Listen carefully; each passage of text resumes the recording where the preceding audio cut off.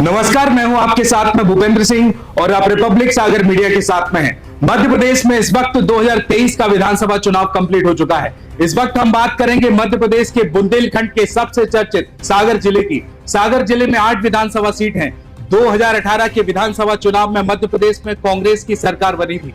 उस वक्त इन 8 विधानसभा सीटों पर 5 पर भारतीय जनता पार्टी का कब्जा रहा था, तो 3 पर कांग्रेस का कब्जा रहा था। लेकिन मध्य प्रदेश में चुनाव के बाद में समीकरण बदले और कांग्रेस की सत्ता भारतीय जनता पार्टी के हाथ में आ गई। उस समय ज्योतिरादित्य सिंधिया जी के साथ 22 समर्थक विधायक कांग्रेस को छोड़कर भारतीय जनता पार्टी में आ गए थे। उस समय कांग्रेस की सुर्खी विधानसभा क्षेत्र भी थी और फिर सुर्खी विधानसभा क्षेत्र में उपचुनाव हुआ और सुर्खी विधानसभा क्षेत्र एक ऐतिहासिक मतों के बाद भारतीय जनता पार्टी के पाले में आ गई और मध्य प्रदेश में भारतीय जनता पार्टी पुनः सत्ता काबिज करने में सफल रही। और इस वक्त 2023 का जब विधानसभा चुनाव हुआ तो पूरे मध्य प्रदेश में एक तरफ कांग्रेस की लहर चल रही थी।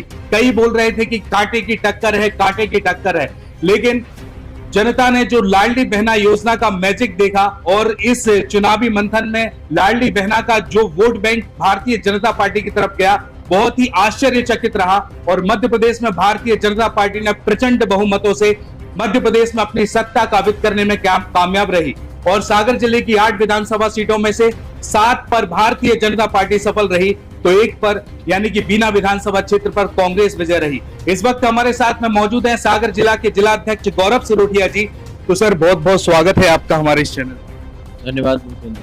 कितनी बड़ी सफलता मानते हैं आप सागर में? मतलब एक युवा आप राजनेता भी हैं, जिला अध्यक्ष है, मतलब क्या चैलेंजेस फेस करने पड़े 8 में से 7 को अपने पाले में लेने? मुझे लगता है मध्य प्रदेश के अंदर मध्य प्रदेश के साथ साथ सागर जिले में भी भारतीय जनता पार्टी को जो आशीर्वाद जनता जनार्दन का मिला है, ये मध्य प्रदेश सरकार की जन कल्याणकारी योजनाएं और मध्य प्रदेश के अंदर जो मोदी जी का मैजिक चल रहा था उसका जादू आपने देखा। और निश्चित रूप से मध्य प्रदेश के अंदर भारतीय जनता पार्टी की सरकार की योजनाओं को और भारतीय जनता पार्टी को जिस तरह से लगातार हम सब 20 वर्षों से जनता की सेवा भारतीय जनता पार्टी की सरकार कर रही है, आगे भी भारतीय जनता पार्टी का शासन रहे, आगे भी भारतीय जनता पार्टी सरकार में रहे। जनता ने स्पष्ट बहुमत भारतीय जनता पार्टी को दिया। निश्चित रूप से ये हम सभी कार्यकर्ताओं को शिरोधार है और अपनी जिम्मेदारी को और ज्यादा अति महत्वपूर्ण समझते हुए कि हम सबको और ज्यादा जिम्मेदारी मध्य प्रदेश की जनता के साथ साथ सागर की जनता ने दी है, हम इसको बखूबी निभाएंगे। अब हम एक बात करेंगे, जैसे कि जब मध्य प्रदेश में मतदान नहीं हुए थे 17 नवंबर के पहले की हम कसौटी बताते हैं, सागर के सभी लोग एक तरीके से बोल रहे थे, चाहे सिविलियन हो चाहे कुछ, इस बार कांग्रेस की लहर है और कांग्रेस मध्य प्रदेश में अपनी सत्ता काबिज करेगी। जब 17 नवंबर को मतदान हुआ तो पत्रकारों के बीच में भी हमने चर्चा की थी, तो सागर विधानसभा की 8 विधानसभा सीटों में से लगभग 5 सीट वो बता रहे थे इस बार कांग्रेस के हाथ में जाएगी। तो आप भी तो यहाँ पर समीकरण और मंथन कर रहे होंगे, उस समय क्या चर्चाएं हो रही थी आपके में? मुझे लगता है कांग्रेस हमेशा से मुंगेरी लाल के हसीन सपने देखती रहती है और जनता के बीच में कांग्रेस कभी गई नहीं, कार्यकर्ता कभी जनता के बीच में गए नहीं, जनता से उनका कोई संबंध है नहीं। चुनाव आए, बरसाती मेढक जैसे कांग्रेसी चुनाव के समय पे बाहर निकलते हैं और चुनाव के बाद आप देखेंगे फिर से वापस चले जाएंगे। तो जनता के बीच में उनका ना रहना, नीचे की फील्ड उनको ना पता चलना, कांग्रेस का ना कोई नेता रहा, ना कोई नीति रही, ना कोई नीयत रही, तो कांग्रेस की ना कोई तैयारी थी। जहां तक कि मुझे लगता है कि भारतीय जनता पार्टी के चाहे हमारे जनप्रतिनिधि हो, चाहे भारतीय जनता पार्टी का कार्यकर्ता हो, हमारे नीचे बूथ से लेकर प्रदेश तक के सभी कार्यकर्ता जनता के बीच में रहकर हमेशा जनता की लड़ाई को लड़ते हैं और जनता के बीच में रहकर उनको सरकार की योजनाओं का लाभ दिलाने की बात हो, चाहे मध्य प्रदेश में भारतीय जनता पार्टी के कार्यकर्ताओं की सक्रियता की बात हो, हम हर बूथ तक भारतीय जनता पार्टी का कार्यकर्ता, भारतीय जनता पार्टी की टीम संगठित होकर चुनाव लड़ी है, जिसका परिणाम है कि ऐतिहासिक बहुमत मध्य प्रदेश के अंदर भारतीय जनता पार्टी को मिला। भाजपा में सबसे ज्यादा गेम चेंजर योजना लाडली बहना योजना मानी जा रही है। लाडली बहना योजना लागू होने के बाद लगभग चुनाव के पहले 6 किस्तें महिलाओं के अकाउंट में आ गई थी, तो उसमें आपने क्या रुझान देखा जमीनी स्तर पर महिलाओं का? क्या पूरा भरोसा था कि पूरी लाडली बहना भारतीय जनता पार्टी के पाले में आएगी? मुझे लगता है हमेशा से 2003 के बाद से ही देखेंगे आप, चाहे बहनों की बात करें, ये तो एक योजना हमारी है लाडली लक्ष्मी योजना भी देख लें, तीर्थ दर्शन योजना भी देख लें, संबल योजना भी देख लें। सभी योजनाएं, जितनी भी योजनाएं हैं, ये सब हितग्राहियों को लाभान्वित करने वाली योजनाएं हैं। और भारतीय जनता पार्टी का ये फोकस रहा है कि हम गरीबों के कल्याण के लिए काम करें, अंत्योदय के लिए काम करें।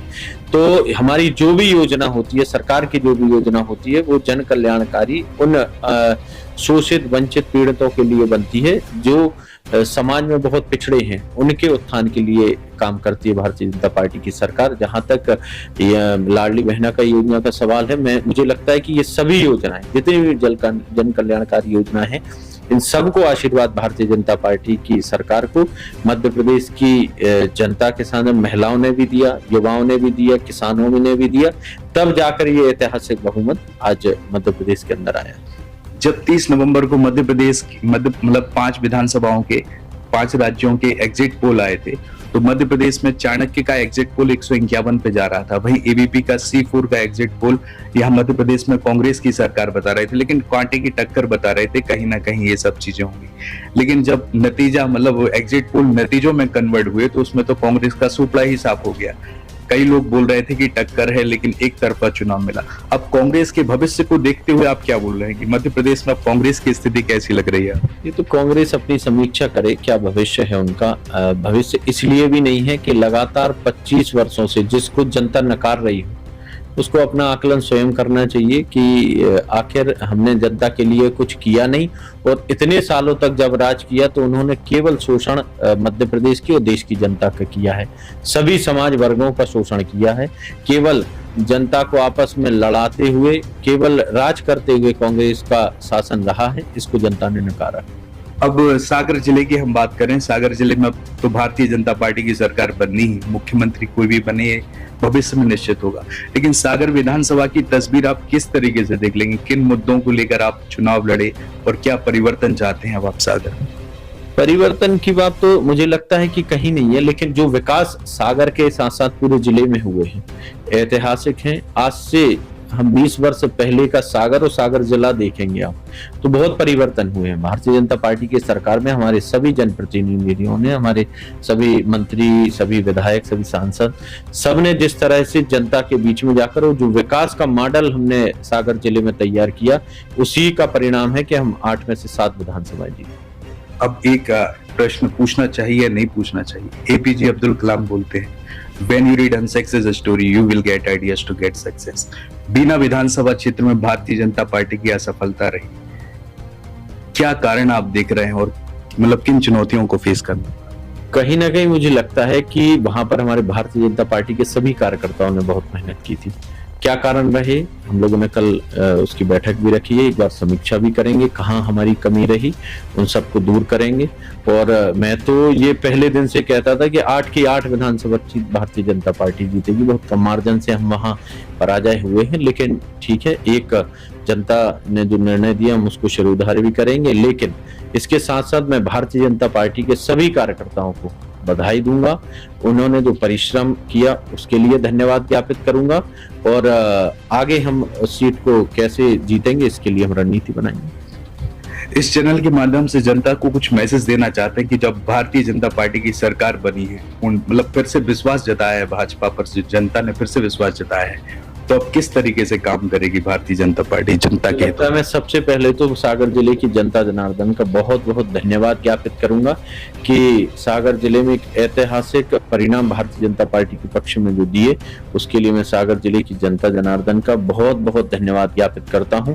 और हम और ज्यादा मेहनत के साथ सागर जिले में विकास के मॉडल को आगे बढ़ाते हुए कि हम विकास के मुद्दे पर कैसे और आगे बढ़ सकते हैं, सागर जिले का और विकास हम कैसे कर सकते हैं, जो छोटी छोटी कमियां हमारी रही उनको और कैसे दूर कर सकते हैं, और सागर जिले की जनता खुश रहे, समृद्धशाली बने, इस लक्ष्य को लेकर हम सभी काम करें। बहुत बहुत धन्यवाद चैनल के साथ में जुड़ने के लिए।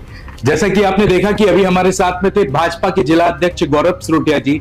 मध्य प्रदेश में इस बार 2023 का विधानसभा चुनाव हो चुका है और मध्य प्रदेश में भारतीय जनता पार्टी पूर्ण बहुमत से अपनी सरकार बनाने में भी सफल रही।